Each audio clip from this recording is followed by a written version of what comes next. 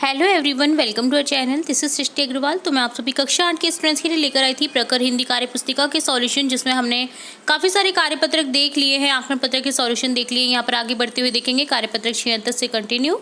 तो सबसे पहले कार्यपत्रक 76 का सॉल्यूशन देखेंगे, जिसमें है एक चित्र जिसे आपको देखना है और कुछ सवालों के आंसर्स करने हैं जो इससे रिलेट हैं।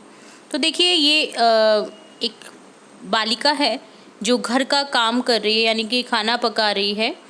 तो समाज में तुमने ऐसा दृश्य कहाँ कहाँ देखा है? क्या इस उम्र की बच्ची को विद्यालय न जाकर कामकाज ही करना चाहिए? अपने विचार कारण सहित लिखिए।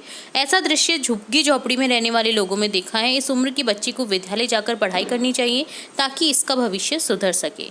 तो ये काम कर रही है। तो प्लीज़ पेरेंट्स, अगर कोई भी बच्चा कोई भी झुग्गी झोपड़ी में रहता है, जो बच्चा देख रहा है कि अगर आपकी बहनें, छोटी बहन, बड़ी बहन अगर इस तरह का काम कर रही है, तो प्लीज़ उन्हें स्टॉप करें और उन्हें विद्यालय अपने संग में लेकर जाएं।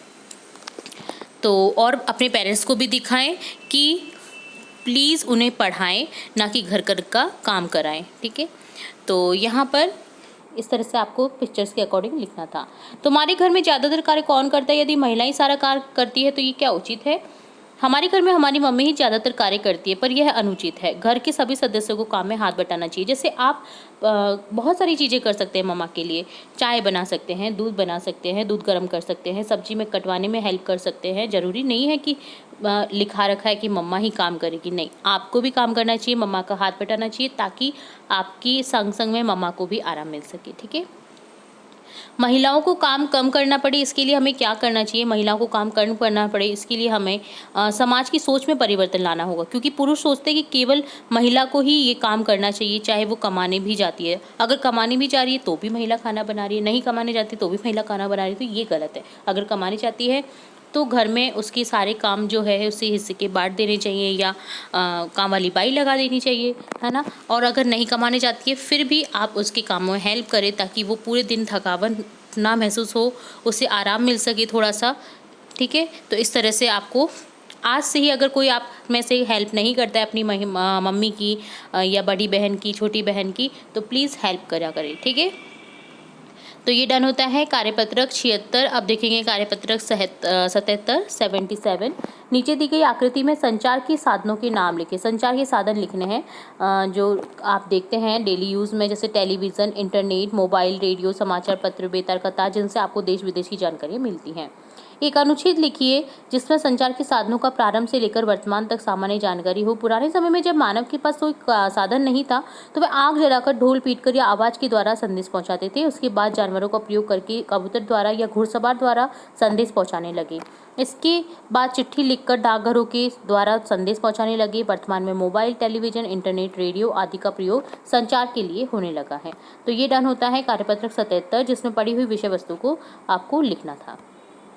आप देखेंगे कार्यपत्रक 78 का सॉल्यूशन, जिसमें है अपने मित्र को होली की शुभकामनाएं देते हुए पत्र लिखिए। एक और पत्र आ चुका है, इससे पहले भी हमने काफ़ी सारे पत्र देख रखे हैं। हमारे चैनल पर भी हमने पत्र की वीडियोस अपलोड कर रखे हैं, ताकि आपके एग्जाम में किसी भी सब्जेक्ट से रिलेट अगर पत्र आता है तो आप डेफिनेटली कर सकते हैं। तो अगर आपने नहीं चेकआउट करा है तो आप हमारी जो प्ले लिस्ट है उसमें जाकर के चेकआउट जरूर से करें। तो यहाँ लिखेंगे स्वयं का पता, पत्र 15 सूर्य सदन, अजमेर, आसान। दिनांक लिख देंगे 15/2/2023, जिस भी डेट को ये पत्र लिखा जा रहा है। प्रिय राकेश, मैं यहाँ कुशलता पूर्वक हूँ तथा आशा करता हूँ कि तुम भी वहाँ कुशल पूर्वक होंगे। तुम्हारी पढ़ाई कैसी चल रही है? वहाँ तुम्हारे नए मित्र बन गए होंगे। मुझे तुम्हारी बहुत याद आती है मित्र। मुझे पिछली होली याद है जब हम एक साथ मिलकर होली खेले थे, किंतु तुम्हारे हॉस्टल चले जाने के कारण इस वर्ष की होली मुझे तुम्हारे बिना ही मनानी पड़ेगी। इस वर्ष की होली तुम्हें बहुत बहुत मुबारक हो। तुम अपने नए मित्रों के साथ होली का त्यौहार धूमधाम से मनाओ। एक बार पुनः होली की बहुत सारी शुभकामनाएं। तुम्हारे इंतजार में तुम्हारा मित्र रमेश। तो ये होली की शुभकामनाएं देते हुए पत्र है, इसे अभी के अभी लर्न कर लीजिए। और इसके साथ बहुत सारे जो पत्र हमने अपलोड कर रखे हमारे चैनल पर, वो भी जरूर से लर्न कर लीजिए, ताकि आपका पत्र से संबंधित क्वेश्चन गलत ना हो, क्योंकि बहुत ज़्यादा वेटेज का रहता है। कम से कम 8 नंबर का आपको मिलेगा ये एग्जाम पेपर में। तो इस तरह से डन होता है कार्यपत्रक 78, 77 और 76 के सॉल्यूशन। इसी तरह आगे की कार्यपत्रक के सॉल्यूशन भी देखेंगे और भी इंपॉर्टेंट वीडियोस आपकी कक्षा से रिलेटेड देखेंगे। तो जुड़े रहिए हमारे चैनल के साथ। वीडियो को पूरा देखने के लिए धन्यवाद।